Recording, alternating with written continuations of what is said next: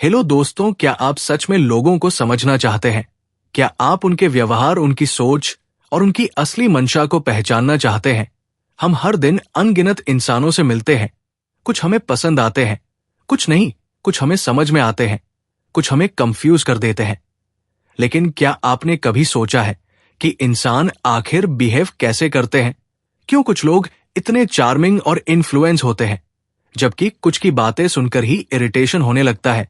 क्यों कुछ लोग दूसरों को आसानी से मैनिपुलेट कर लेते हैं और कुछ बार बार धोखा खा जाते हैं? ये सब कोई मैजिक नहीं है, बल्कि एक साइकोलॉजी है, the laws of human nature. ये किताब हमें सिखाती है कि इंसान का नेचर प्रेडिक्टेबल है, और अगर हम इसे समझ ले तो हमारी लाइफ पूरी तरह से ट्रांसफॉर्म हो सकती है। चाहे वो आपकी पर्सनल लाइफ हो या प्रोफेशनल करियर, अगर आपको लोगों की असली नेचर की नॉलेज होगी तो आप हर सिचुएशन में स्मार्ट डिसीजंस ले सकते हैं। इस किताब के ऑथर रॉबर्ट ग्रीन है, जो अपनी डीप रिसर्च और पावरफुल स्टोरी टेलिंग के लिए जाने जाते हैं। उन्होंने इसमें इंसानी साइकोलॉजी, मैनिपुलेशन, पावर डायनेमिक्स और बिहेवियर पैटर्न को डिकोड किया है, जिसे समझकर हम अपनी लाइफ में एक नया लेवल अचीव कर सकते हैं। इमेजिन करें, आप किसी नए इंसान से मिलते हैं। वो बहुत फ्रेंडली दिखता है, लेकिन कुछ ही समय में आपको लगता है कि वो आपको इमोशनली ड्रेन कर रहा है। या फिर कोई आपका अच्छा दोस्त आपको हमेशा सपोर्ट करता है, लेकिन एक दिन अचानक आपको एहसास होता है कि वो सिर्फ अपने फायदे के लिए ऐसा कर रहा था। ऐसे मोमेंट्स में हम सोचते हैं, काश मैं पहले ही समझ पाता। और यही कमी हम अपनी लाइफ में बार बार महसूस करते हैं। लेकिन अगर हम इंसानों की साइकोलॉजी को सही से समझ ले तो ना सिर्फ हम अपने आसपास के लोगों को डिकोड कर सकते हैं, बल्कि खुद को भी एक बेटर वर्जन में ट्रांसफॉर्म कर सकते हैं। क्या आपको कभी ऐसा महसूस हुआ है कि कुछ लोग हर जगह अटेंशन अट्रैक्ट कर लेते हैं, चाहे वो ऑफिस हो, कोई पार्टी हो या फिर सोशल मीडिया, जबकि कुछ लोग कितनी भी मेहनत कर ले उन्हें कोई सीरियसली नहीं लेता? ये सिर्फ लक नहीं है, इसके पीछे एक पूरा साइंस छुपा हुआ है।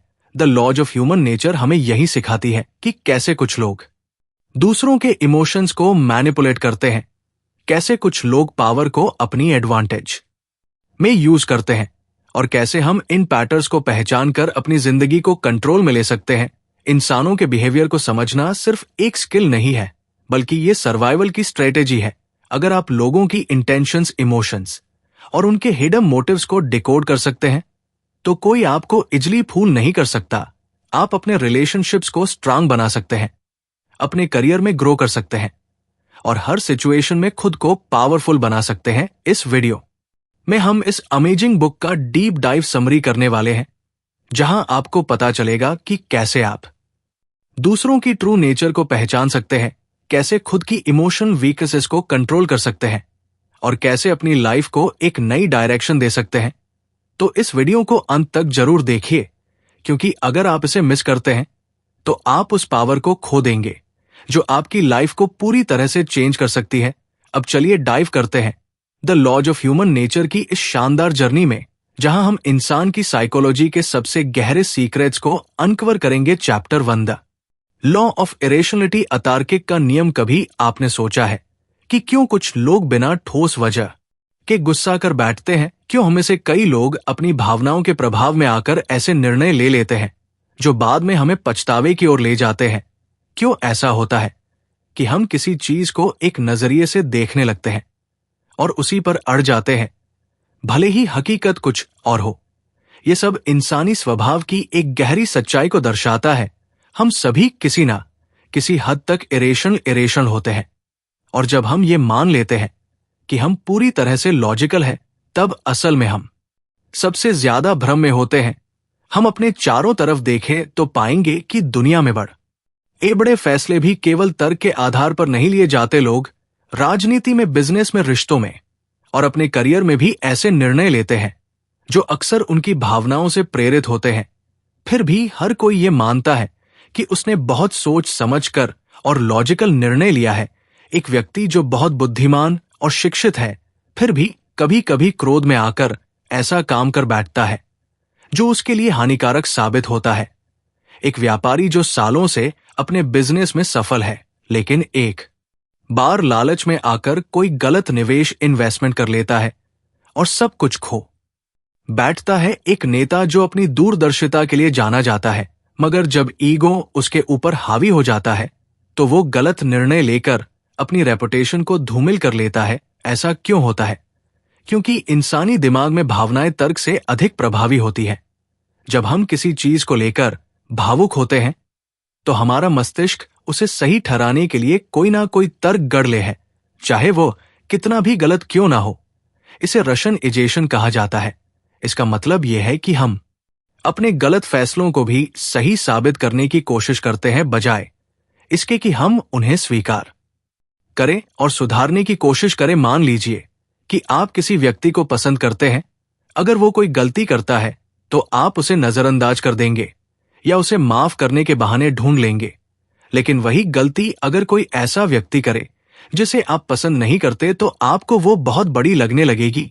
ये दर्शाता है कि हम चीजों को निष्पक्ष होकर नहीं देखते, बल्कि हमारी भावनाएं हमें प्रभावित करती हैं। इसी तरह जब हम किसी चीज से डरते हैं तो हमारा दिमाग उसी डर को सही साबित करने के लिए कारण ढूंढने लगता है। अगर हमें लगता है कि हम असफल हो सकते हैं तो हम उन सभी कारणों पर ध्यान देने लगते हैं जो हमारी असफलता को सिद्ध कर सकते हैं। ये इमोशनल थिंकिंग हमें आगे बढ़ने से रोकती है। अगर हम सच में अपनी भावनाओं को नियंत्रित करना चाहते हैं तो सबसे पहले हमें यह समझना होगा कि हम पूरी तरह से तर्क संगत नहीं हैं। हमें खुद को यह सवाल पूछना होगा, क्या मेरा यह निर्णय किसी भावना से प्रभावित है? अगर हां, तो हमें एक कदम पीछे हटकर सोचना होगा। कभी कभी हमें लगता है कि कोई व्यक्ति हमारे खिलाफ है, लेकिन अगर हम अपनी भावना को अलग रखकर सोचे तो हो सकता है कि वह वास्तव में हमारी मदद करने की कोशिश कर रहा हो। जब हम गुस्से में होते हैं तो हमें यह लगता है कि हमने सही प्रतिक्रिया दी है, लेकिन अगर हम शांत दिमाग से सोचे तो हमें अपनी गलती का एहसास हो सकता है। स्वयं को भावनाओं से मुक्त करने की कला महान लीडर्स और सफल लोग एक खास चीज में माहिर होते हैं। वे अपनी भावनाओं को नियंत्रित करना सीख जाते हैं। वे ये समझते हैं कि किसी भी परिस्थिति में तुरंत प्रतिक्रिया देने की बजाय थोड़ा रुककर गहरी सांस लेकर और तर्क संगत सोच अपनाकर फैसला लेना बेहतर होता है। जब भी हम किसी भावना से प्रेरित होकर कोई निर्णय लेने वाले हो तो हमें खुद से ये पूछना चाहिए, क्या मैं इस स्थिति को निष्पक्ष रूप से देख रहा हूं? क्या मेरा निर्णय किसी डर, लालच, क्रोध या अहंकार से प्रभावित हो रहा है? अगर कोई और मेरी जगह होता तो वो क्या करता?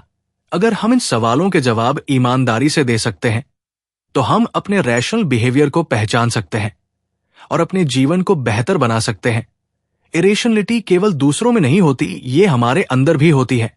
अगर हम ये मान ले कि हम भी गलत सोच सकते हैं तो यही पहला कदम होगा अपने दिमाग को अधिक रैशनल बनाने की ओर। भावनाएं हमारे जीवन का हिस्सा है, लेकिन अगर हम उन्हें बिना सोचे समझे अपने निर्णयों पर हावी होने दें तो वे हमें नुकसान पहुंचा सकती है। Chapter 2 the law of narcissism, आत्ममुग्धता का नियम। क्या आपने कभी ऐसे इंसान को देखा है जो हमेशा अपनी ही तारीफ करता रहता है, जो हर बात में खुद को सबसे बेहतर दिखाने की कोशिश करता है? या फिर कोई ऐसा व्यक्ति जो आपकी भावनाओं को समझने के बजाय सिर्फ अपने बारे में सोचता है? अगर हां, तो आपने आत्ममुग्धता, नार्सिसिज्म को करीब से देखा। हम सभी अपने बारे में सोचते हैं, ये स्वाभाविक है, लेकिन कुछ लोग खुद को लेकर इतने अधिक केंद्रित होते हैं कि वे दूसरों की भावनाओं, विचारों और परेशानियों को देख ही नहीं पाते। वे अपने छोटे से दायरे में जीते हैं जहां उनकी दुनिया का केंद्र केवल मैं होता है। यही आत्ममुग्धता है। अगर आप ध्यान दें तो पाएंगे कि ऐसे लोग हमेशा अपने बारे में बात करते हैं। अगर आप उन्हें अपनी किसी समस्या के बारे में बताएंगे तो वे तुरंत उसे अपनी किसी और बड़ी समस्या से जोड़कर बताने लगेंगे। उन्हें इस बात से फर्क नहीं पड़ता कि आप कैसा महसूस कर रहे हैं, क्योंकि उनके लिए सबसे जरूरी चीज उनकी खुद की छवि होती है। आत्ममुग्धता केवल उन लोगों तक सीमित नहीं है जो दूसरों के सामने खुद को महान दिखाने की कोशिश करते हैं। ये एक बहुत गहरे स्तर पर हर इंसान के अंदर पाई जाती है। हम सब किसी ना किसी रूप में आत्ममुग्ध होते हैं। जब कोई हमारी तारीफ करता है तो हमें अच्छा लगता है, जब कोई हमारी आलोचना करता है तो हमें बुरा लगता है। लेकिन जो लोग पूरी तरह से आत्ममुग्ध होते हैं वे इस भावना को अपनी पूरी पहचान बना लेते हैं। उनके लिए दुनिया केवल उन्हीं के इर्द गिर्द घूमती है, बचपन में हर बच्चा स्वाभाविक रूप से आत्मा केंद्रित होता है। एक छोटे बच्चे के लिए उसकी दुनिया बस वही होती है। वो ये नहीं समझ पाता कि उसके माता पिता भी थक सकते हैं या परेशान हो सकते हैं। लेकिन जैसे जैसे हम बड़े होते हैं, हमें दूसरों की भावनाओं को समझने की क्षमता, एम्पैथी विकसित करनी चाहिए। हमें ये सीखना चाहिए कि हर कोई अपनी परेशानियों और खुशियों के साथ जी रहा है और हम अकेले इस दुनिया के केंद्र में नहीं हैं। लेकिन कुछ लोग इस बदलाव से नहीं गुजरते। वे उसी आत्म केंद्रित सोच के साथ बड़े होते हैं। ये कई कारणों से हो सकता है। शायद उनके माता पिता ने उन्हें हमेशा ये महसूस कराया कि वे खास है, कि वे दूसरों से बेहतर हैं, या फिर हो सकता है कि वे अपने बचपन में उपेक्षित, नेग्लेक्टेड रहे हो और इसलिए वे अब दुनिया से वही प्यार और ध्यान पाने की कोशिश कर रहे हो जो उन्हें पहले नहीं मिला।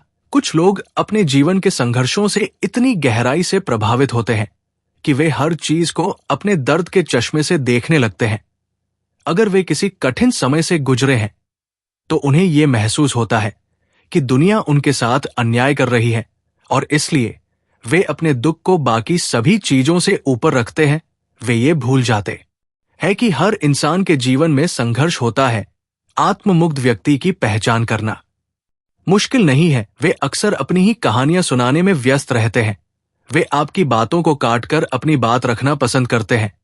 अगर आप उन्हें कोई सुझाव दें तो वे उसे नजरअंदाज कर देंगे या फिर इसे ऐसे लेंगे जैसे आप उनकी आलोचना कर रहे हो। उन्हें लगातार प्रशंसा, वैलिडेशन की जरूरत होती है और अगर वे इसे नहीं पाते तो वे चिढ़ जाते हैं। वे खुद को दुनिया से अलग और विशेष मानते हैं। उन्हें लगता है कि उन्हें हमेशा दूसरों से बेहतर ट्रीटमेंट मिलना चाहिए। अगर कोई उनकी तारीफ करता है तो वे उसे पसंद करते हैं, लेकिन अगर कोई उनकी गलतियों को उजागर करे तो वे तुरंत रक्षात्मक, डिफेंसिव हो जाते हैं या उस व्यक्ति को अपना दुश्मन मान लेते हैं। आत्ममुग्धता का सबसे खतरनाक पहलू यह है कि ये इंसान के रिश्तों को बर्बाद कर सकती है। एक आत्ममुग्ध व्यक्ति कभी भी किसी रिश्ते में बराबरी का संतुलन, बैलेंस बनाए नहीं रख सकता, क्योंकि उनके लिए सबसे जरूरी चीज केवल खुद की छवि होती है।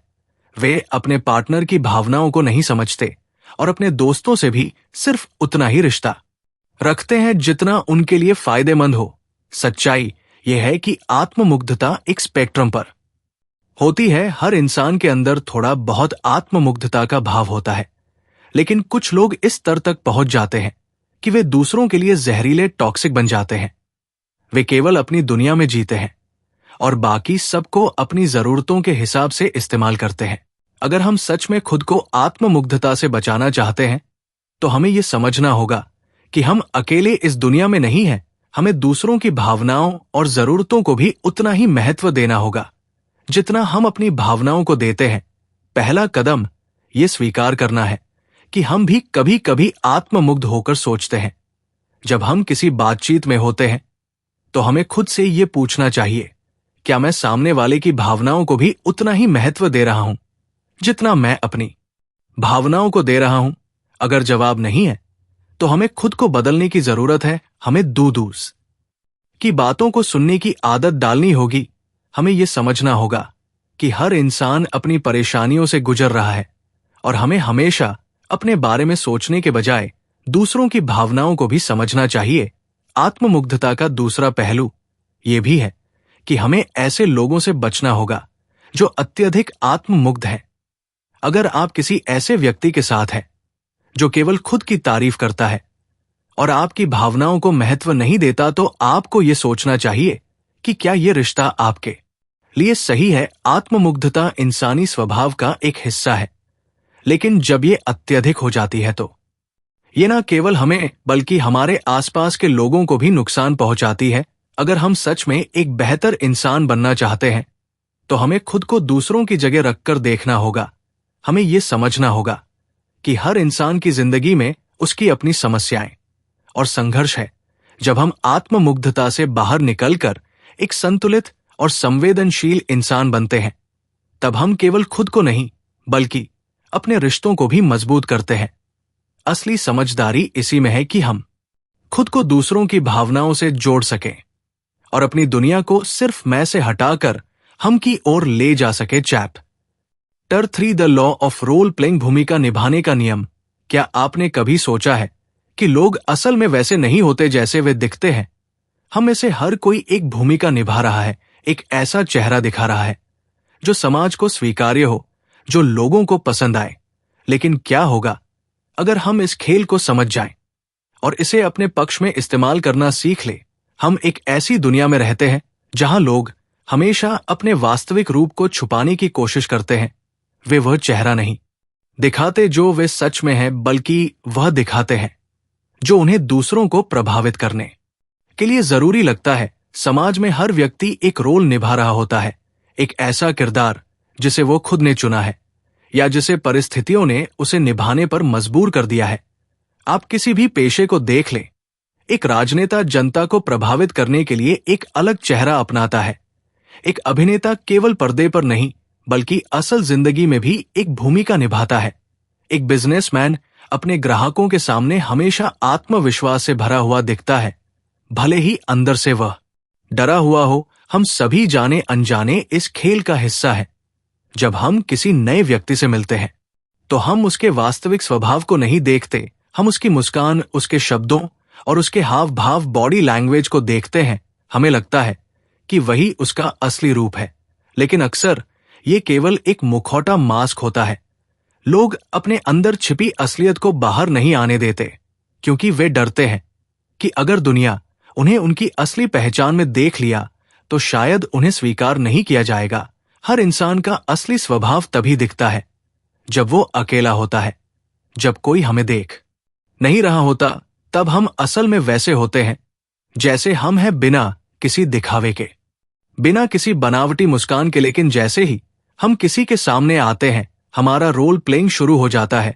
हम अपनी बॉडी लैंग्वेज को नियंत्रित करते हैं, अपने शब्दों को तोलते हैं और खुद को ऐसा दिखाने की कोशिश करते हैं जैसा हमें लगता है कि सामने वाले को पसंद आएगा। बचपन से ही हमें यह सिखाया जाता है कि हमें कैसे व्यवहार करना चाहिए।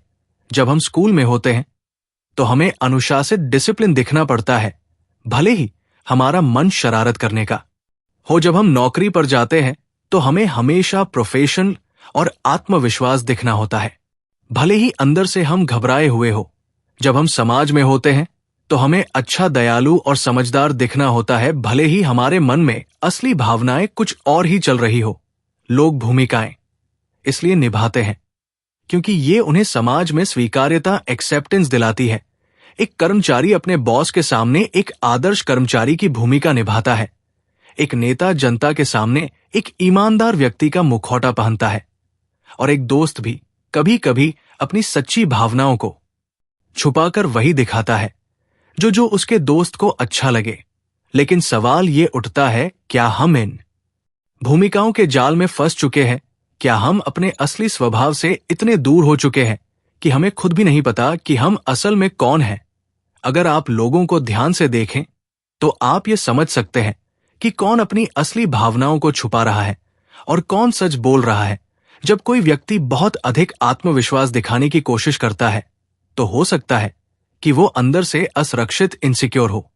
जब कोई बहुत अधिक दयालु बनने की कोशिश करता है तो संभव है कि वो अपनी असली भावनाओं को छुपा रहा हो। लोगों के चेहरे पर लिखी गई मुस्कान हमेशा उनके मन की सच्चाई को नहीं दिखाती। कभी कभी उनकी आंखों में छुपा डर, उनके हाथों की हल्की सी हलचल, उनकी आवाज का कंपन, ये सब उनके अंदर छुपे सच को उजागर कर सकता है। लेकिन इस खेल में केवल दर्शक बनकर रहने की जरूरत नहीं है। अगर आप इस नियम को समझ जाए तो आप इसे अपने पक्ष में इस्तेमाल कर सकते हैं। जब आपको किसी से कुछ हासिल करना हो तो आप भी अपनी भूमिका को इस तरह से ढाल सकते हैं कि सामने वाला आपके प्रभाव में आ जाए। आप अपने शब्दों, अपनी बॉडी लैंग्वेज और अपने हाव भाव का इस्तेमाल करके लोगों को वह दिखा सकते हैं जो वे देखना चाहते हैं। अब सवाल ये उठता है, क्या हमें भी इस खेल का हिस्सा बनना चाहिए? क्या हमें भी एक मुखौटा पहनकर समाज में अपनी जगह बनानी चाहिए? इसका जवाब इतना सरल नहीं है। अगर आप इस दुनिया में सफल होना चाहते हैं तो आपको ये समझना होगा कि रोल प्लेइंग इस समाज का हिस्सा है। आपको ये सीखना होगा कि कब और कैसे खुद को इस खेल में शामिल करना है। अगर आप एक नौकरी के इंटरव्यू में हैं तो आप अपना आत्मविश्वास दिखाएंगे, भले ही आप अंदर से नर्वस हो। अगर आप किसी महत्वपूर्ण व्यक्ति से मिल रहे हैं तो आप अपनी भाषा और व्यवहार को इस तरह से ढालेंगे कि वो आपसे प्रभावित हो। लेकिन साथ ही आपको यह भी याद रखना होगा कि कहीं ये भूमिका आपकी असली पहचान को ना दबा दे। अगर आप हमेशा एक मुखौटा पहने रहेंगे तो एक समय आएगा जब आपको खुद भी नहीं पता होगा कि आप असल में कौन हैं। इसलिए समझदारी इसी में है कि आप इस नियम को अपने लाभ के लिए इस्तेमाल करें, लेकिन अपनी असली पहचान को भी ना भूले। दुनिया एक मंच है और हम सभी इस मंच पर अपनी अपनी भूमिकाएं निभा रहे हैं। कोई ये दिखाने की कोशिश कर रहा है कि वो बहुत सफल है, कोई ये साबित करने में लगा है कि वो बहुत खुश है, और कोई अपने दुख को छुपाकर मुस्कान का मुखौटा पहने हुए है। लेकिन अगर आप इस खेल को समझ जाइए तो आप इसे अपने फायदे के लिए इस्तेमाल कर सकते हैं। जब आप ये समझने लगते हैं कि लोग केवल वही नहीं है जो वे दिखते हैं, बल्कि उनके पीछे भी असली चेहरा छुपा है, तब आप दुनिया को एक अलग नजरिए से देखने लगते हैं। आप झूठी मुस्कानों के पीछे का दर्द देख सकते हैं, बनावटी आत्मविश्वास के पीछे की असुरक्षा महसूस कर सकते हैं, और दिखावे के शब्दों के पीछे छुपी सच्चाई को पहचान सकते हैं। इसलिए अगली बार जब आप किसी से मिले तो केवल उसकी कही हुई बातों पर ध्यान ना दें, बल्कि ये भी समझने की कोशिश करें कि वो किस भूमिका को निभा रहा है। और सबसे जरूरी बात, इस दुनिया में अपनी भूमिका को इस तरह निभाएं कि आप खुद को भी ना भूलें, क्योंकि असली जीत इसी में है कि आप दुनिया के इस खेल को खेलें, लेकिन अपनी असल पहचान को खोए बिना। Chapter four the law of envy, ईर्ष्या का नियम। क्या आपने कभी महसूस किया है कि जब कोई आपके आसपास सफल होता है तो आपको खुशी कम और बेचैनी ज्यादा होती है? क्या आप कभी अपने ही किसी दोस्त की तरक्की देखकर असहज महसूस करने लगते हैं? ये कोई मामूली भावना नहीं है, बल्कि ये ईर्ष्या, एनवी है, एक ऐसा जहर जो इंसान के मन को धीरे धीरे खा जाता है। हम इंसान अपने स्वभाव से ही एक दूसरे की तुलना करने के आदी है। जब हम किसी को खुद से आगे बढ़ते देखते हैं तो हमारे मन में दो तरह की भावनाएं जन्म लेती हैं। या तो हम उनकी सफलता से प्रेरित होते हैं, या फिर अंदर ही अंदर जलने लगते हैं। ईर्ष्या कोई नई चीज नहीं है, ये उतनी ही पुरानी है जितनी कि इंसान की सभ्यता। इतिहास में देखें तो पाएंगे कि सबसे बड़े युद्ध, षड्यंत्र और धोखाधड़ी के पीछे अक्सर ईर्ष्या ही रही है। कई बार ईर्ष्या इतनी गहरी होती है कि हम इसे पहचान भी नहीं पाते। हम सोचते हैं कि किसी की सफलता हमें प्रभावित नहीं करती, लेकिन जब वही व्यक्ति हमसे आगे निकल जाता है तो हमारे अंदर एक अजीब सी बेचैनी शुरू हो जाती है। हम खुद से सवाल पूछते हैं, मैं क्यों नहीं, मेरे पास ये क्यों नहीं, उसने ऐसा क्या किया जो मैं नहीं कर सका? और यही से शुरू होता है ईर्ष्या का खेल। ईर्ष्या का सबसे खतरनाक पहलू यह है कि ये धीरे धीरे हमारे व्यक्तित्व को अंदर से खोखला कर देती है।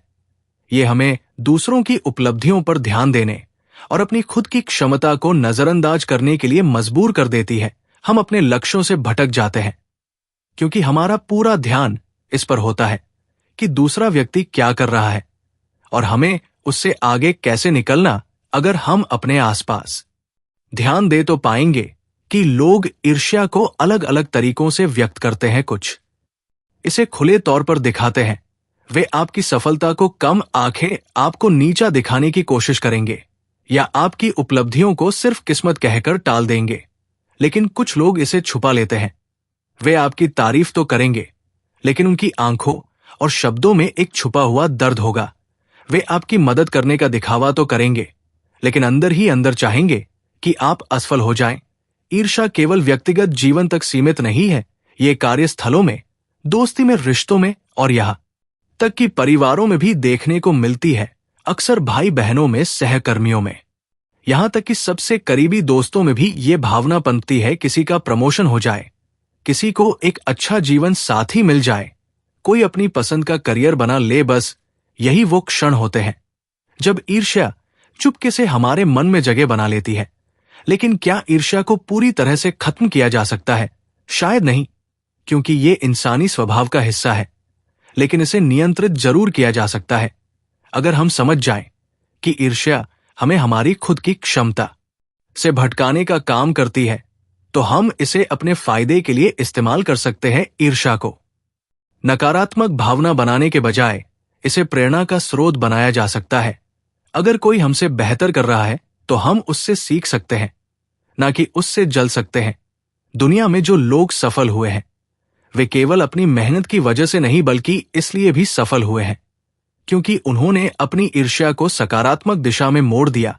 उन्होंने दूसरों की सफलता से सीखने की आदत डाली, ना कि उसे देखकर खुद को कोसने की। इसलिए अगली बार जब आप किसी की सफलता देखकर असहज महसूस करें तो खुद से ये सवाल पूछें, क्या मैं इस भावना को अपने विकास के लिए इस्तेमाल कर सकता हूं? अगर हां तो इसे प्रेरणा बनाइए, और अगर नहीं तो इसे तुरंत अपने मन से निकाल दीजिए।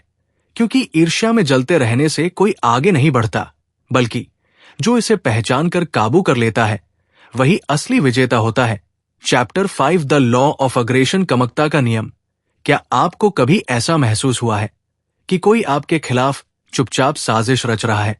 क्या आप कभी किसी व्यक्ति के मीठे शब्दों के पीछे छिपे गुस्से और जलन को महसूस कर पाए हैं? दुनिया में हर इंसान आक्रामकता, अग्रेशन को अलग अलग रूपों में जीता और व्यक्त करता है। कुछ इसे खुलकर दिखाते हैं तो कुछ इसे मुस्कान के पीछे छिपा लेते हैं। लेकिन एक बात तय है, आक्रामकता हमारे जीवन का हिस्सा है और इसे समझना हमारी सबसे बड़ी ताकत हो सकती है। आक्रामकता को अक्सर गलत समझा जाता है। जब हम इस शब्द को सुनते हैं तो हमारे दिमाग में हिंसा, गुस्सा और शारीरिक संघर्ष की छवि बनती है। लेकिन असली आक्रामकता हमेशा इतनी सीधी नहीं होती। ये कई बार बहुत सूक्ष्म, सटल और छुपी हुई होती है। ये केवल शारीरिक रूप में नहीं बल्कि शब्दों, भावनाओं और मानसिक खेलों, माइंड गेम्स के रूप में भी सामने आती है।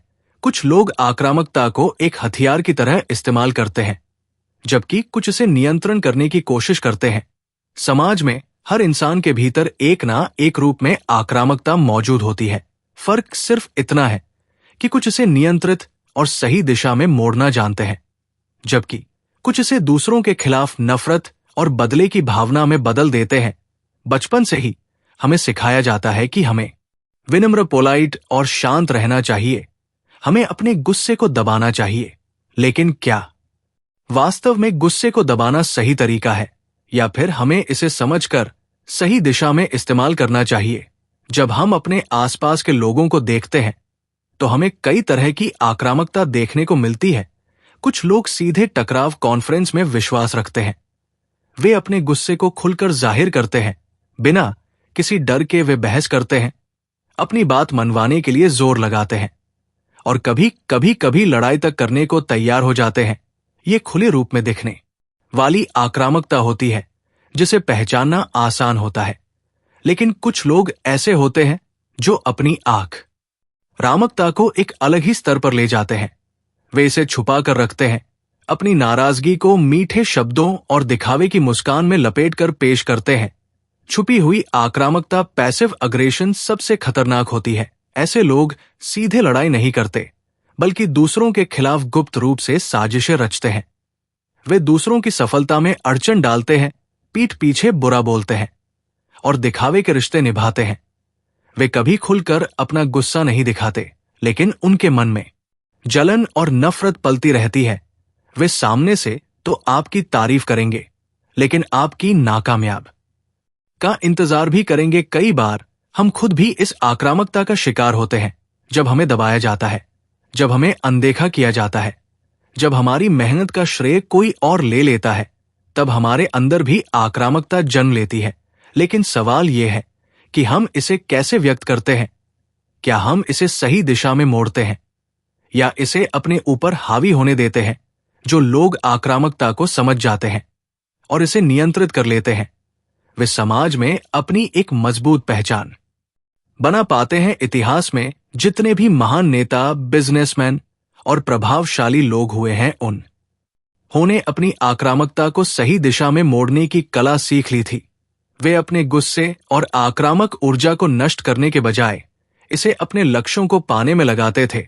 उन्होंने टकराव से बचने के बजाय उसका सामना करना सीखा। आक्रामकता को पूरी तरह खत्म करना संभव नहीं है, क्योंकि ये हमारे अंदर स्वाभाविक रूप से मौजूद होती है। लेकिन इसे समझकर, इसे सही दिशा में इस्तेमाल करके हमसे अपनी ताकत बना सकते हैं। जब कोई हमें चुनौती देता है, जब कोई हमें कमजोर साबित करने की कोशिश करता है, तो हमें उस ऊर्जा को अपने आत्म सुधार सेल्फ इम्प्रूवमेंट में लगाना चाहिए, ना कि उसे नफरत और बदले की भावना में बर्बाद करना चाहिए। इसीलिए अगली बार जब आपको अपने भीतर गुस्से की लहर महसूस हो, तो खुद से पूछें, क्या मैं इसे बेकार की लड़ाई में बर्बाद करने वाला हूं, या इसे अपनी सफलता का हथियार बनाने वाला हूं? क्योंकि आक्रामकता को नियंत्रित करने वाला व्यक्ति ही असली विजेता होता है। Chapter 6 the law of confirm भीड़ का अनुसरण करने का नियम। क्या आपने कभी खुद को किसी भीड़ का हिस्सा बनते हुए पाया है बिना ये सोचे कि आप सच में ऐसा क्यों कर रहे हैं? क्या आपने कभी किसी ट्रेंड को सिर्फ इसलिए अपनाया है क्योंकि बाकी सब वही कर रहे थे? हम सोचते हैं कि हम अपने फैसले खुद लेते हैं, लेकिन सच ये है कि समाज, संस्कृति और हमारे आसपास मौजूद लोग हमें उस दिशा में धकेल हैं जहां हम बिना सोचे समझे भीड़ का हिस्सा बन जाते हैं। ये एक अदृश्य ताकत है जो हमारी सोच, हमारी पसंद और यहां तक कि हमारे सपनों को भी नियंत्रित करती है। हम इंसान सामाजिक प्राणी, सोशल बीइंग्स हैं। हम जन्म से ही एक समुदाय का हिस्सा होते हैं और हमें इस बात की परवाह होती है कि लोग हमारे बारे में क्या सोचते हैं। हम ये नहीं चाहते कि हमें अलग या अजीब समझा जाए। इसी वजह से कई बार हम अपने असली विचारों और इच्छाओं को दबाकर वही रास्ता चुनते हैं जो बाकी सबने चुना है। ये भीड़ के प्रभाव, हर्ड मेंटालिटी का सबसे बड़ा उदाहरण है। भीड़ का अनुसरण करना हमेशा बुरा नहीं होता। इतिहास में कई बार समाज के नियम और परंपराएं हमें सुरक्षा और स्थिरता, स्टेबिलिटी देने में मदद करती है। लेकिन जब ये अनुसरण आंख मुंह कर किया जाता है, बिना तर्क और समझ के, तब ये खतरनाक हो सकता है। जब हम सिर्फ इसलिए कोई फैसला लेते हैं क्योंकि सब यही कर रहे हैं, तब हम अपनी खुद की सोचने समझने की क्षमता को कमजोर कर देते हैं। अगर आप गौर करें तो पाएंगे कि ये प्रवृत्ति हमारे जीवन के हर हिस्से में मौजूद है। स्कूल में हमें सिखाया जाता है कि अच्छे नंबर लाना ही सफलता की निशानी है। कॉलेज में हमें वही कोर्स चुनने के लिए कहा जाता है जो सेफ हो, भले ही हमारी असली रुचि किसी और चीज में हो। जॉब में हम वही काम करते हैं जो समाज में सम्मानित माना जाता है, बिना ये सोचे कि क्या वो वास्तव में हमें खुशी देता है। सोशल मीडिया इस नियम का सबसे बड़ा उदाहरण है। जब कोई नया ट्रेंड आता है तो लोग बिना सोचे समझे उसे फॉलो करने लगते हैं। कोई नया फैशन, कोई नया विचार, कोई नया चैलेंज, लोग इसे अपनाने के लिए उत्सुक रहते हैं क्योंकि वे भीड़ से अलग नहीं दिखना चाहते। वे नहीं चाहते कि लोग उन्हें आउटडेटेड समझे। ये प्रवृत्ति हमारे फैसलों को नियंत्रित करने लगती है और धीरे धीरे हम ये भूल जाते हैं कि हम असल में क्या चाहते थे। इतिहास गवाह है कि जब जब लोगों ने बिना सवाल किए भीड़ का अनुसरण किया है, तब तब समाज को भारी नुकसान हुआ है। कई बड़े युद्ध, सामाजिक उथल पुथल, आर्थिक संकट, ये सब भीड़ के अंधे अनुस का नतीजा रहे हैं। लोग बिना ये सोचे कि सच क्या है, केवल इसलिए किसी विचार को अपना लेते हैं क्योंकि बाकी सब उसे सही मान रहे होते हैं। लेकिन यही वो समय होता है जब असली सोचने वाले लोग, असली लीडर्स और बदलाव लाने वाले लोग खड़े होते हैं, जो लोग भीड़ से अलग सोचने की हिम्मत रखते हैं। वही दुनिया में कुछ नया और क्रांतिकारी करने में सक्षम होते हैं। अगर आप इतिहास के महान आविष्कारकों, कलाकारों और विचारकों को देखें तो पाएं कि वे कभी भी आम भीड़ का हिस्सा नहीं बने। उन्होंने हमेशा सवाल किए, उन्होंने हमेशा अपने रास्ते खुद चुने। वे इस डर में नहीं कि लोग क्या कहेंगे, बल्कि उन्होंने ये सोचा कि मैं क्या नया कर सकता हूं। इसीलिए अगली बार जब आप किसी भीड़ का हिस्सा बनने लगे तो खुद से एक सवाल पूछे, क्या मैं ये सच में अपने मन से कर रहा हूं या सिर्फ इसलिए क्योंकि बाकी सब यही कर रहे हैं। अगर आपका जवाब दूसरा है तो ये समय है खुद को पहचानने का, अपनी सोच को दिशा देने का और इस भीड़ से बाहर निकलकर अपनी अलग राह बनाने का। क्योंकि इतिहास उन्हीं लोगों को याद रखता है जिन्होंने भीड़ का अनुसरण करने के बजाय भीड़ को एक नई दिशा दी। Chapter 7 the law of death denial, मृत्यु के भय का नियम। क्या आपने कभी सोचा है कि आपके जीवन में सबसे बड़ा डर क्या है? क्या ये असफलता है या फिर अकेलापन? शायद इनमें से कुछ भी नहीं। असल में हमारा सबसे गहरा डर मृत्यु, डेथ है। मृत्यु का भय एक ऐसी भावना है जो हमें जीवन भर सताती है, चाहे हम उसे स्वीकार करें या नहीं। हम में से अधिकांश लोग मृत्यु के बारे में सोचने से बचते हैं। लेकिन क्या कभी आपने सोचा है कि अगर हम मृत्यु के डर का सामना करें तो क्या यह हमारे जीवन को और भी अधिक अर्थपूर्ण नहीं बना सकता? मृत्यु के भय को समझना और स्वीकार शायद सबसे कठिन कार्यों में से एक है। हम हमेशा ये मानते हैं कि मृत्यु दूसरों के साथ ही होगी, लेकिन खुद के साथ नहीं। हम सोचते हैं कि ये दूर है, कि हम इसे समय पर टाल सकते हैं। जीवन की भागदौड़ में हम अपनी मृत्यु के विचारों को दिमाग से बाहर रखते हैं। हम अपनी उम्मीदों, सपनों और कामों में इतने व्यस्त हो जाते हैं कि हमें लगता है कि मृत्यु हमारे जीवन का हिस्सा नहीं है। लेकिन सच्चाई यह है कि मृत्यु का डर ही हमारे जीवन को नियंत्रित करता है। ये डर हमें जीवन के छोटे छोटे फैसलों में अय रूप से प्रभावित करता है। हम जो काम करते हैं वे सिर्फ इसीलिए नहीं होते कि हम उन्हें चाहते हैं, बल्कि इसलिए होते हैं क्योंकि हम नहीं चाहते कि मृत्यु हमें किसी समय बिना किसी तैयारी के पकड़ ले। हमारी सबसे बड़ी चिंता यह है कि हम अधूरी जिंदगी जीकर चले जाए। यही कारण है कि हम अपनी जिंदगी के सभी फैसले करते समय भविष्य में आने वाली मृत्यु को नकारते हैं और कुछ करना या सोचना शुरू कर देते हैं जो हमें समय पर करना चाहिए। हमारा डर अक्सर हमारी उम्मीदों से मेल खाता है। हम खुद से कहते हैं, अभी बहुत कुछ करना बाकी है, अभी तो मेरी जिंदगी की शुरुआत है, मैं अपने सपने पूरे करूंगा। लेकिन फिर धीरे धीरे समय निकल जाता है और हम अपने ख्वाबों को टालते जाते हैं। मृत्यु के विचारों से बचने के लिए ये अनजाने में हमारी गति को धीमा कर देता है, क्योंकि हम मरने से डरते हैं लेकिन जीवन जीने का तरीका भूल जाते हैं। हम ये भूल जाते हैं कि जो समय हम बर्बाद करते हैं वो कभी वापस नहीं आता। हम सभी ने कभी ना कभी अपने अंदर मृत्यु का डर महसूस किया होगा। जब किसी करीबी की मौत होती है तो हमें लगता है कि हमें भी ऐसा ही होना है। उस क्षण में हम महसूस करते हैं कि जीवन कितनी नाजुक चीज है और हम कितनी जल्दी इसे खो सकते हैं। हम जो अपनी पूरी जिंदगी में नहीं करते वही एक पल में सोचते हैं, अगर मेरी भी मृत्यु हो जाए तो क्या होगा? ये डर केवल इंसान की मानसिक स्थिति को प्रभावित नहीं करता, बल्कि हमारी पूरी जीवन शैली को भी बदल देता है। लेकिन मृत्यु के इस डर का एक और पहलू है जो शायद हम समझ नहीं पाते। ये डर हमें उस दिशा में प्रेरित करता है जहां हम अपने जीवन का मूल्य समझ सकते हैं।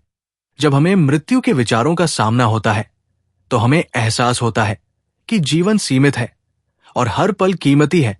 मृत्यु के डर से ना केवल हम बचने की कोशिश करते हैं, बल्कि यह हमें खुद से सवाल करने का मौका देता है, मैं क्या कर रहा हूं?